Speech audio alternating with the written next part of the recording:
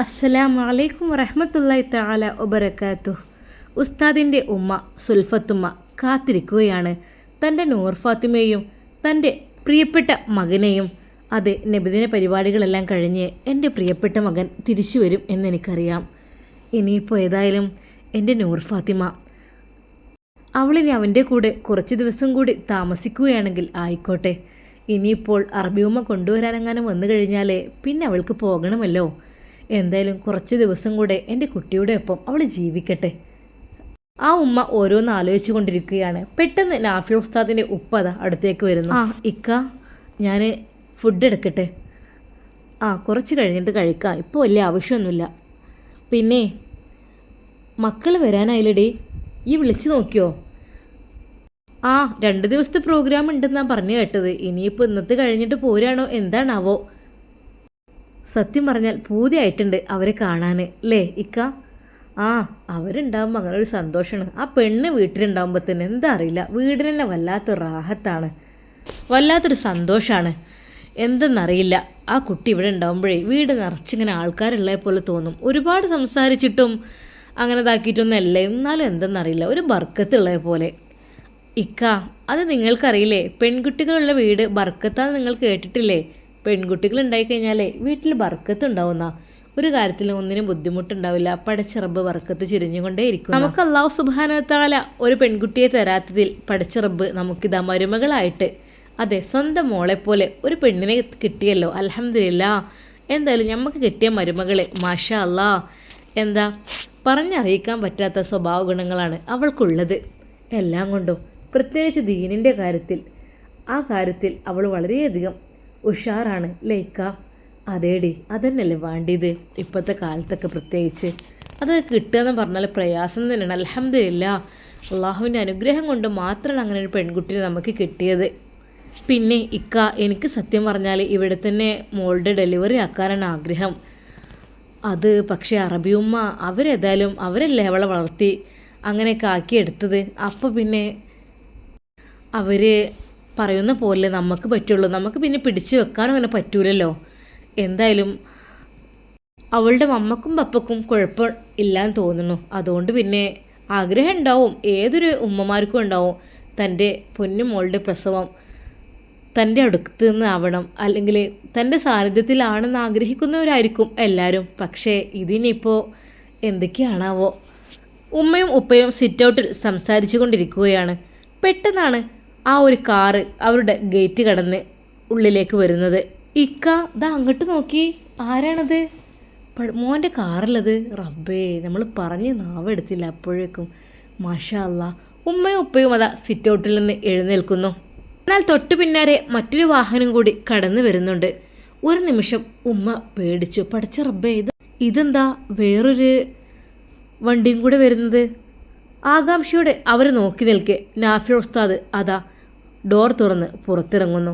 അപ്പുറത്ത് പോയിട്ട് നൂർ ഫാത്തിമയുടെയും അറബിയുമ്മയുടെയും ഒക്കെ ഡോർ അതാ തുറന്നു കൊടുക്കുന്നു. നൂർ ഫാത്തിമ പുറത്തിറങ്ങി. ആരാ റബ്ബേ ഈ ബേക്കിലൊക്കെ ഇരുന്ന് വരാനിപ്പോൾ എന്ന് കരുതി ഉമ്മയും ഉപ്പയും അതാ മുറ്റത്തേക്ക് ഇറങ്ങുന്നു. ആ കാറിൻ്റെ പിൻസീറ്റിൽ നിന്ന് അതാ കറുപ്പ് ഹിജാബ് ധരിച്ച ഒരു വലിയ സ്ത്രീ ഇറങ്ങുന്നു. ഒരു നിമിഷം സുൽഫത്തുമ്മ ഞെട്ടിപ്പോയി. ഇക്ക, അത് അപ്പോഴേക്കും അപ്പുറത്ത് നിന്ന് തലാലും ഇറങ്ങിയിരുന്നു. തലാലിനെ കണ്ടപ്പോൾ പെട്ടെന്ന് സുൽഫത്തുമ്മക്ക് കാര്യം മനസ്സിലായി. അവർ ഓടിച്ചെന്ന് അതാ അറബിയുമ്മയോട് സലാം പറഞ്ഞു അവരെ കെട്ടിപ്പിടിക്കുന്നു. പഠിച്ച റബ്ബേ, മാഷാ അല്ലാ, ഒരിക്കലും എന്തിപ്പോൾ ഒരു മുന്നറിയിപ്പും ഇല്ലാതെ. മോനെ നാഫി, അല്ല ഇവിടെ അവരെ നീ പിക്ക് ചെയ്യാൻ പോയതാണോ ഇപ്പോൾ? അപ്പോഴേക്കും അതാ മറ്റൊരു വാഹനത്തിൽ നിന്ന് ലഗേജുകളെല്ലാം ഇറക്കിയിട്ട് ആ വാഹനം തിരിച്ചു പോകുന്നു. ഇപ്പോൾ വരികയാണോ? പടച്ച റബ്ബേ, ഒന്നും ഞങ്ങൾ അറിഞ്ഞില്ല. അതൊക്കെ പറയാം സുൽഫത്തെ, നീ ബേജാറാവല്ലേ. അറബിയമ്മ ശരിക്ക് എന്താ അറിയില്ല, ഞങ്ങളെ കണ്ടപ്പോൾ എനിക്ക് വല്ലാത്തൊരു ആയിക്കോട്ടെ, നമുക്കിനി ഒരുമിച്ച് താമസിക്കാലോ. ലഗേജുകളെല്ലാം അതാ അകത്തേക്ക് കയറ്റുന്നു. നൂർമോളെ എന്ന് പറഞ്ഞ് ഉമ്മ അവളെ കൈ പിടിക്കുന്നു. മോളെ ശ്രദ്ധിച്ച് നടക്കട്ടോ, അറബിയുമ്മയുടെ വക ഒരു പ്രത്യേകമായി ഒരു കരുതൽ. ഇരിക്കി, എല്ലാവരും ഇരിക്കി. മോനെ തലാൽ സുഖല്ലേ? അൽഹംദുലില്ലാ ഖൈർ സെയിൻ, അൽഹംദുലില്ലാ. അറബിയുമ്മ വീട് കണ്ടു പറഞ്ഞു. മാഷാ അല്ലാ, അവർ അകത്തേക്ക് കയറിയിരുന്നു. ആ ലിവിംഗ് റൂമിൽ ഉമ്മ അവരെ സൽക്കരിച്ചിരുത്തി. കൂൾ ഡ്രിങ്ക്സ് അവർക്ക് വേണ്ടി പെട്ടെന്ന് സെറ്റാക്കിയെടുത്തു. സുൽഫത്തുമ്മ അറബിയമ്മയുടെ അടുക്കൽ പോയിരുന്നു പറഞ്ഞു, അറബിയമ്മ, ഒരിക്കലും ഞങ്ങൾ വിചാരിച്ചില്ല നിങ്ങൾ ഇപ്പോൾ വരുമെന്നുള്ളത്. സുൽഫത്തെ, ഞങ്ങൾ വന്നിട്ടൊക്കെ ദിവസങ്ങളായി, ദാ ഇപ്പോഴും ഇങ്ങോട്ട് എത്തിയിട്ടേ ഒന്നേ ഉള്ളൂ. എന്താ അറബിയമ്മ, പ്ലീസ്, നിങ്ങൾ എന്താ ഇങ്ങനെയൊക്കെ പറയുന്നത്? ഒന്ന് അറിയിച്ചുകൂടായിരുന്നോ? അങ്ങനെയാണെങ്കിൽ എന്തെങ്കിലുമൊക്കെ സ്പെഷ്യൽ ഫുഡും കാര്യമൊക്കെ ഉണ്ടാക്കുമായിരുന്നല്ലോ. സുൽഫത്തെ, നീ വിഷമിക്കേണ്ടല്ലോ, നമുക്കിനി ഇഷ്ടം പോലെ നമ്മുടെ ഒരു ജീവിതം തന്നെയല്ലേ ഇവിടെ. കുറച്ച് ദിവസം കഴിഞ്ഞിട്ട് ഞാനിതാ നമ്മുടെ നൂർ ഫാത്തിമയും കൊണ്ട് പോകും, പോരെ? അതുവരേക്കും ഞാൻ ഇവിടെ ഉണ്ടാകും, വിഷമിക്കണ്ട. അത് കേട്ടപ്പോൾ ശരിക്കും സുൽഫത്തുമ്മക്ക് വിഷമം തോന്നിയെങ്കിലും കുറച്ച് ദിവസം ഇവിടെ ഉണ്ടാകുമെന്ന് പറഞ്ഞപ്പോൾ അതിന് വല്ലാത്തൊരു സന്തോഷം തോന്നി. അറബി ഫാമിലി ഉസ്താദിൻ്റെ വീട്ടിലെത്തിയിരിക്കുന്നു എന്നുള്ള വിവരം അത് ആരും അറിഞ്ഞിട്ടില്ല. ഒരു പക്ഷേ അറിഞ്ഞു കഴിഞ്ഞാൽ ഇവിടെ ആൾത്തിരക്ക് കൂടും. പ്രത്യേകിച്ച് അറബിയമ്മയുടെ അടുക്കിലേക്ക് എത്തിയാൽ ആർക്കും പെട്ടെന്നങ്ങ് പിരിഞ്ഞു പോകാൻ തോന്നില്ല. പക്ഷേ അറബിയമ്മയും തലാലും എത്തിയ സന്തോഷ വിവരം അറിയിക്കാൻ, എല്ലാവരെയും അറിയിക്കാൻ സുൽഫത്തുമ്മക്ക് ധൃതിയായി. എൻ്റെ വീട്ടുകാരെയും ഇക്കയുടെ വീട്ടുകാരെയും ഒക്കെ ഒന്ന് അറിയിച്ചാലും എന്നൊക്കെ തോന്നുകയാണ്. മോനെ നാഫി, ഉമ്മ അതാ നാഫി ഉസ്താദിനെ വിളിക്കുന്നു. എന്തോ ഉമ്മ? അതേ മോനെ, സത്യത്തിൽ എന്താ സംഭവിച്ചത്? അവർ ഇപ്പോൾ വരികയല്ലേ? ഉമ്മ, അല്ല, 2 ദിവസമായി അവിടെ ഫ്ലാറ്റിൽ താമസിക്കുകയായിരുന്നു. ഞങ്ങൾ പോലും അറിഞ്ഞിട്ടില്ല വരുന്നത്. തികച്ചും സർപ്രൈസ് ആയിരുന്നു. അതെ, ഞാൻ കുത്തുബ ചൊല്ലുന്ന സമയത്ത്, അതെ, ആ വെള്ളിയാഴ്ചയാണ് അവരെത്തിയതെന്ന് തോന്നുന്നു. അതോ എന്നെ തലേ ദിവസമാണെന്ന് തോന്നുന്നു. എന്തായാലും പള്ളി അന്വേഷിച്ച് കണ്ടുപിടിച്ച് തലാൽ അവിടെ ഹാജരായിട്ടുണ്ട്. കുത്തുബ കഴിഞ്ഞ് ജുമുഅ എല്ലാം കഴിഞ്ഞ് എന്താണ് അവിടെ ഒരു ആൾക്കൂട്ടം എന്ന് കരുതി ഞാൻ ജസ്റ്റ് നോക്കിയതാണ്. ശരിക്ക് തലപ്പാവ് കണ്ടപ്പോൾ അതൊരു അറബിയാണെന്ന് എനിക്ക് തോന്നി. പക്ഷേ അപ്പോഴൊന്നും ഞാൻ മുഖം ശ്രദ്ധിച്ചില്ല. പിന്നീടാണ് അത് ശ്രദ്ധയിൽപ്പെട്ടത്.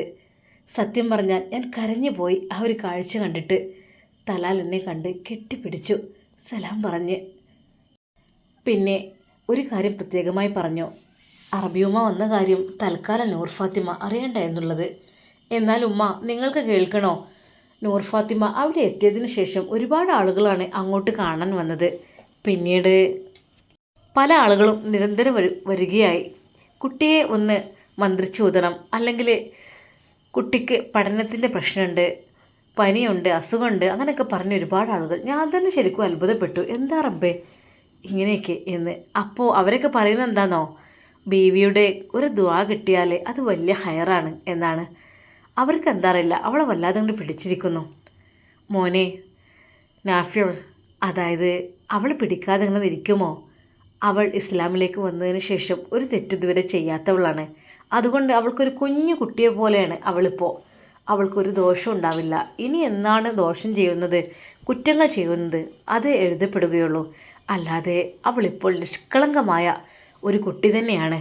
അതുകൊണ്ട് തന്നെ അവൾക്ക് പ്രത്യേകമായി ഫലവും ഉണ്ടാകും. പടച്ച റബ്ബ് ഇഷ്ടപ്പെട്ടവർക്ക് അള്ളാഹു എന്ത് കഴിവും കൊടുക്കുമെന്ന് നിനക്കറിയില്ലേ മോനെ? പിന്നെന്താ നീ അങ്ങനെ പറയുന്നത്? അല്ലുമ്മ, അതേ, ഞാൻ പറഞ്ഞു വരികയെന്ന് മാത്രം. അതായത് ഉമ്മ, നൂർ ഫാത്തിമയെ കാണാൻ പലരും വരുമെന്ന് പറഞ്ഞല്ലോ. അതെ, ഒരു കുട്ടിയുടെ, അതൊരു സ്ത്രീയുടെ ഒരു മാലയോ എന്തോ നഷ്ടപ്പെട്ടിട്ട് ഇവളുടെ അടുക്കൽ വന്ന് പറഞ്ഞിട്ട് അവൾ എന്തൊക്കെയോ ചൊല്ലാനൊക്കെ പറഞ്ഞു കൊടുത്തു എന്ന് പറഞ്ഞു. എന്നാൽ മോനെ, എന്നിട്ട് അത് കിട്ടിയോ സ്വർണ്ണാഭരണം? അതേ ഉമ്മ, 2 ദിവസത്തിനുള്ളിൽ കിട്ടിയിട്ട് അവൾക്ക് വേണ്ടി എന്തൊക്കെയോ ഒരു ഗിഫ്റ്റോ കാര്യങ്ങളൊക്കെ ആയിട്ട് വന്നിട്ടുണ്ട്. ആ സമയത്താണ് അറബി ഉമ്മയും അവിടെ എത്തിയത്. പള്ളി ഏതായാലും കണ്ടുപിടിച്ച്, പിന്നെ പള്ളിക്കടുത്തുള്ള ആ ഒരു വീടും കണ്ടുപിടിച്ച് അറബി ഉമ്മ അങ്ങോട്ട് വരികയായിരുന്നു. അപ്പോഴാണ് അവിടെ ചെറുതായിട്ട് ഒരു ആൾക്കൂട്ടം കാണുന്നതും പിന്നീട് പലരും ആ ബീവിയെക്കുറിച്ച് പറഞ്ഞതും കേട്ട് ശരിക്കും അത്ഭുതം തോന്നി അറബി ഉമ്മക്കും. മോനെ, എന്നിട്ട്? ആ ഉമ്മ, എന്നിട്ട് സാധാരണ രീതിയിൽ പേഷ്യൻ്റ് കയറുന്ന പോലെയൊക്കെ അത് കയറി. അറബി ഉമ്മ അറിയാത്ത രീതിയിൽ ചോദിച്ചത്രേ. എൻ്റെ മോള് ഗർഭിണിയാണ്, അവൾക്ക് സുഖപ്രസവത്തിന് വേണ്ടിയുള്ള എന്തെങ്കിലും ട്രീറ്റ്മെൻറ്റ് എന്ന് പറഞ്ഞപ്പോൾ തന്നെ ആ ഒരു ശബ്ദവും ആ ഒരു നിഖാബിൻ്റെ രൂപവുമെല്ലാം കണ്ടപ്പോൾ തന്നെ ഏകദേശം അവൾക്ക് പിടികിട്ടി എന്നാണ് പറഞ്ഞത്. കാരണം മറ്റൊന്നുമല്ല, അത്രക്കും ദിവസം അറബിയമ്മയുടെ സൗണ്ട് അവൾ ശ്രവിച്ചതാണ്. അതുകൊണ്ട് തന്നെ പെട്ടെന്ന് ആ സൗണ്ട് അവൾക്ക് മനസ്സിലായി. അവൾ അവിടെ നിന്ന് എണീറ്റ് അത് അറബിയമ്മയുടെ നേരേക്ക്.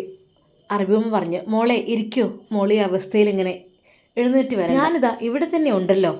പക്ഷേ നൂർ ഫാത്തിമക്ക് അറബിയമ്മയെ പെട്ടെന്ന് കണ്ട ആ ഒരു ഷോക്കിൽ അവളെല്ലാം കൊണ്ടും ഞെട്ടി. അവൾക്ക് എന്ത് പറയണം എന്ത് ചെയ്യണം എന്ന് വരെ കൺഫ്യൂഷനായി.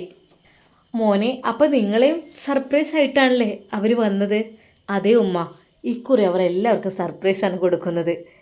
തലാൽ അറബിയമ്മ വിളിച്ചു. ആ മോനെ തലാൽ, പിന്നെ നമുക്കിവിടേക്കൊന്ന് സഞ്ചരിക്കാൻ വേണ്ടിയിട്ടൊക്കെ ഒരു കാറ് സെറ്റാക്കണം കേട്ടോ. നാഫിർ മോൻ. എന്താ അറബിയമ്മ? അതെ, നമുക്ക് പറ്റിയൊരു വണ്ടി, ഇവിടെ ഒരു വാഹനം വേണമല്ലോ. അല്പം വലുത് തന്നെ എടുത്തോ, ഇനി നമുക്ക് ഫാമിലിയായിട്ട് എങ്ങോട്ടെങ്കിലും പോകണമെങ്കിലും. അറബിയമ്മ ആ ആവശ്യം നാഫിർ ഉസ്താദിനോട് പറഞ്ഞു. നാഫിർ ഉസ്താദ് പറഞ്ഞു, ഇൻഷാ അല്ലാഹ് അതൊക്കെ നമുക്ക് സെറ്റാക്കാം. തൽക്കാലം ഇപ്പോൾ ഈ ഒരു വണ്ടി ഉണ്ടല്ലോ ഇവിടെ, ഇനി നമുക്ക് അങ്ങനെ സെറ്റാക്കാം. ഓക്കെ. അപ്പോഴേക്കും സുൽഫത്തുമ്മ അറബിയമ്മക്കുള്ള റൂമും കാര്യങ്ങളെല്ലാം സെറ്റാക്കിയിരുന്നു. തലാലിനുള്ളതും. മുകളിൽ 2-3 ബെഡ്റൂം ഒഴിഞ്ഞു കിടക്കുകയാണ്. നൂർ ഫാത്തിമയും നാഫിർ ഉസ്താദും താഴെ തന്നെയാണ് ഇപ്പോൾ കിടക്കുന്നത്. മുകളിലേക്ക് ഇപ്പോൾ പോവാറില്ല. അതെല്ലാം കണ്ട് അറബിയമ്മ ചോദിച്ചു, സുൽഫത്ത്, അതായത് ഈ വീട്ടിൽ താമസിക്കില്ല എന്നല്ല, 1-2 ദിവസം ഇവിടെ തങ്ങാം. പിന്നെ നമുക്ക് കേരളമൊക്കെ ഒന്ന് ചുറ്റി കാണണം. കുറച്ച് പ്രോപ്പർട്ടി കാര്യങ്ങൾ അതൊക്കെ ഒന്ന് റെഡിയാക്കി എടുക്കണം. അതിനുള്ള തിരക്കാണ്. അപ്പോഴേക്കും അതാ സുൽഫത്തുമ്മയും നൂർ ഫാത്തിമയും അവർക്കുള്ള ഭക്ഷണമെല്ലാം റെഡിയാക്കുന്ന തിരക്കിലായിരുന്നു. ഹേയ് നൂർമോൾ, സുൽഫത്ത്, വേണ്ട, ഇപ്പോൾ ഒന്നും ഉണ്ടാക്കണ്ട, അതൊക്കെ നമുക്ക് കഴിക്കാമല്ലോ. നിങ്ങളെന്താ എത്ര ധൃതിപ്പെട്ടു? ഒരിക്കലും ഞങ്ങൾ നിങ്ങളുടെ ഗസ്റ്റ് അല്ല കേട്ടോ. ഗസ്റ്റിൻ്റെ കാലാവധി എന്ന് പറഞ്ഞാൽ 3 ദിവസമാണ്. ഒരിക്കലും ഞങ്ങൾ വിരുന്നുകാരല്ല, ഇവിടെയൊക്കെ തന്നെ ഉണ്ടാകും. അതുകൊണ്ട് തന്നെ എപ്പോഴും കാണാലോ. സുൽഫത്ത്, ഒരുപാട് പ്ലാനിങ് ഉണ്ട് മനസ്സിൽ, അതെല്ലാം പൂർത്തീകരിക്കണം. എന്നാൽ സുൽഫത്തുമ്മക്ക് തീരെ ഒരു ക്ഷമയുണ്ടായിരുന്നില്ല. സുൽഫത്തുമ്മ എല്ലാവരെയും അറബിയമ്മയും വന്നത് അറിയിക്കണം എന്നുള്ള രീതിയിലായിരുന്നു. ഒടുവിൽ നാഫിർ ഉസ്താദിനോട് ഉപ്പയോടൊക്കെ ചോദിച്ച്, എന്നാൽ ഞാൻ അവരോടൊക്കെ ഒന്ന് പറയട്ടെ, ഒന്ന് കണ്ടോട്ടെ അവരെക്കൊന്ന്. അറബികളെ കാണുന്ന വല്ലാത്തൊരു കൊതി തന്നെയല്ലേ. സുൽഫത്തുമ്മ നേരെ വിളിച്ചത് ആങ്ങളുടെ ഫോണിലേക്കായിരുന്നു. ബെല്ലടിക്കുന്നുണ്ട്, എടുക്കുന്നില്ല. അപ്പോഴതാ അവിടുത്തെ മോളാണ്, മുർഷിദയാണ് ഫോൺ എടുത്തത്. ഹലോ. ആ ആരത്, അമ്മായിയോ? അതേ മോളെ. എവിടെ നിൻ്റെ ഉപ്പശ്ശി ഉമ്മച്ചൊക്കെ? അവർ എന്തിനോ വേണ്ടി ആവശ്യത്തിന് പുറത്തിറങ്ങിക്കണ്. ആ ഓക്കെ. പിന്നെ എങ്ങനെയുണ്ട് മോളെൻ്റെ പഠനമൊക്കെ എങ്ങനെ പോകണം? ആ പിന്നെ ഒരു സർപ്രൈസ് പറയാനായിട്ട് വിളിച്ചത്, നിങ്ങൾ വരുമ്പോൾ കാണാം. എന്താ അമ്മായി നിങ്ങൾ പറയും, അതൊക്കെയുണ്ട്. നിങ്ങൾ വരുന്നുണ്ടോ ഇല്ലേ? ആ ഞങ്ങൾ വരാം, ഉമ്മ ഇപ്പൊക്കെ വരട്ടെ എന്നിട്ട് വരാം കേട്ടോ. പ്രത്യേകിച്ച് സ്പെഷ്യൽ ഉണ്ടെന്നോ? എന്താ പറഞ്ഞത്? ആ അത് ശരി, മദ്രസ വിദ്യാർത്ഥികൾക്കും അയൽവാസികൾക്കൊക്കെ ഉള്ള ഫുഡ് കൊടുക്കുകയാണോ? മധുരപലഹാരം വല്ലതും? അതൊക്കെ ഉണ്ട് മോളെ, അതൊന്നല്ല ഇത്, ഈ വന്ന് നോക്ക്. ഉമ്മ, ഇത് അമ്മായി വിളിക്കുന്നു, അങ്ങോട്ടൊന്ന് ചെല്ലാൻ, എന്തോ ഒരു സർപ്രൈസ് ഉണ്ടെന്ന് പറഞ്ഞു. സർപ്രൈസോ? ഓൾക്ക് പിന്നെ അങ്ങനെയൊക്കെ ഒരു ഇതാണ്. അമ്മായിയും ഉമ്മയും ഫോണിൽ സംസാരിക്കുമ്പോൾ മുർഷിദ, അവൾക്ക് അതിനെക്കുറിച്ച് അറിയാൻ വല്ലാത്ത ധൃതിയായി. പക്ഷെ അമ്മയോട് എത്ര ചോദിച്ചിട്ടും പറഞ്ഞതുമില്ല. ഇനിയിപ്പോൾ ആരാണാവോ, എന്താണാവോ, എന്ത് സംഭവമോ ഒന്നും എനിക്ക് മനസ്സിലായിട്ടില്ലേ. മുർഷിദക്ക് അതറിയാൻ നല്ല താല്പര്യമുണ്ടായിരുന്നു. അല്ലെങ്കിൽ അവളെന്തേലും വിചാരിച്ചാൽ അത് അപ്പോൾ തന്നെ നേടിയെടുക്കണം എന്നുള്ളൊരു ആഗ്രഹക്കാരി കൂടിയാണ് മുർഷിദ. ഉമ്മ, അമ്മായി ഫോൺ വെച്ചോ? ആ ഫോൺ വെച്ചു. നമ്മളോട് അങ്ങോട്ട് ചെല്ലാൻ പറഞ്ഞിട്ട് എന്താണെന്ന് അവൾ പറയണില്ല. എന്തായാലും ഉപ്പച്ചി വരട്ടെ, എന്നിട്ട് നമുക്കൊന്ന് പോയി നോക്കാമല്ലോ എന്താ സംഭവം എന്നറിയാൻ. ചിലപ്പോൾ നമ്മൾ പോയിട്ട് കുറേ ദിവസമായിട്ട് വെറുതെ വിളിച്ചു വരുത്തിയായിരിക്കും. ഇനി വല്ല എന്തെങ്കിലും ഇനിയിപ്പോൾ നബിദിനത്തിന് എന്തെങ്കിലും മൗലൂദിന് വേണ്ടി ഉണ്ടാക്കി എന്തെങ്കിലും കുട്ടികൾക്ക് കൊടുക്കാനോ അങ്ങനെ പായസം വല്ലതും ഉണ്ടോ എന്തോ അറിയില്ല. മുർഷിദയുടെ മനസ്സിൽ ആകാംക്ഷ കൂടിക്കൂടി വന്നു. വീട്ടിൽ അറബിയമ്മയും തലാലും, മോനെ, കേരളത്തിൽ ജീവിക്കാനൊക്കെ നല്ല സുഖമുണ്ടല്ലേ? ചിലപ്പോൾ നമ്മുടെ നാട്ടിലൊന്നും AC ഇല്ലാതെ ജീവിക്കാൻ പറ്റാത്തൊരു സിറ്റുവേഷന്. ഇപ്പോഴിതാ നല്ല തണുത്ത കാറ്റ്, ആഹാ. തലാൽ നല്ല രീതിയിൽ ആസ്വദിച്ചോ?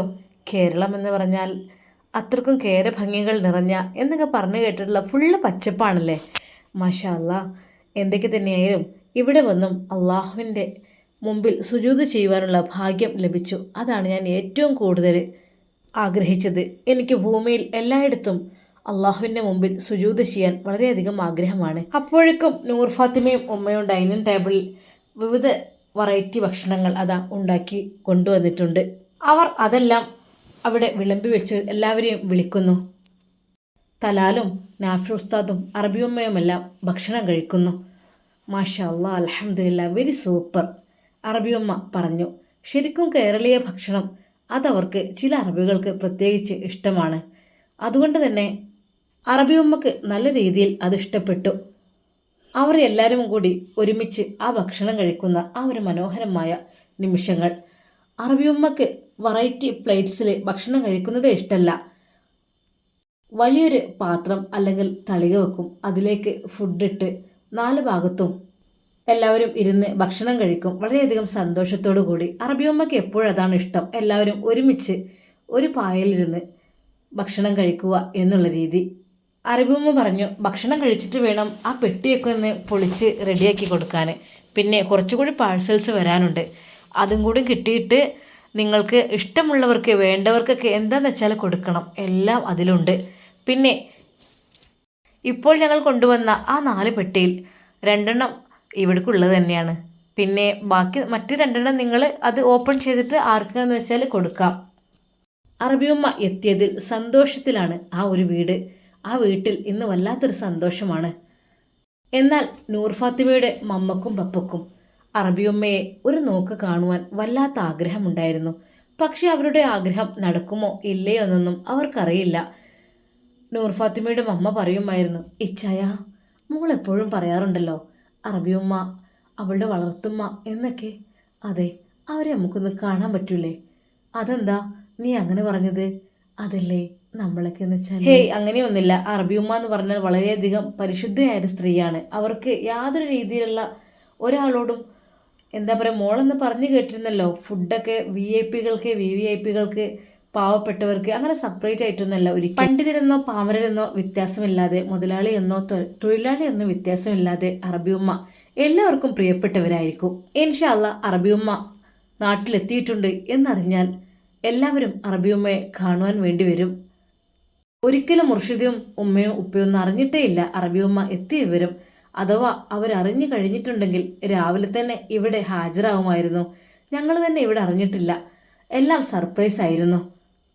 ഇൻഷാ അല്ലാ നമുക്ക് അറബിയമ്മയുടെ വിശേഷങ്ങൾ, നൂർ ഫാത്തിമയുടെ വിശേഷങ്ങൾ എല്ലാമായി നാളെ കാണാം. അതുവരേക്കും എല്ലാവർക്കും അസ്സലാമു അലൈക്കും വറഹ്മത്തുള്ളാഹി തആല വബറകാതുഹു.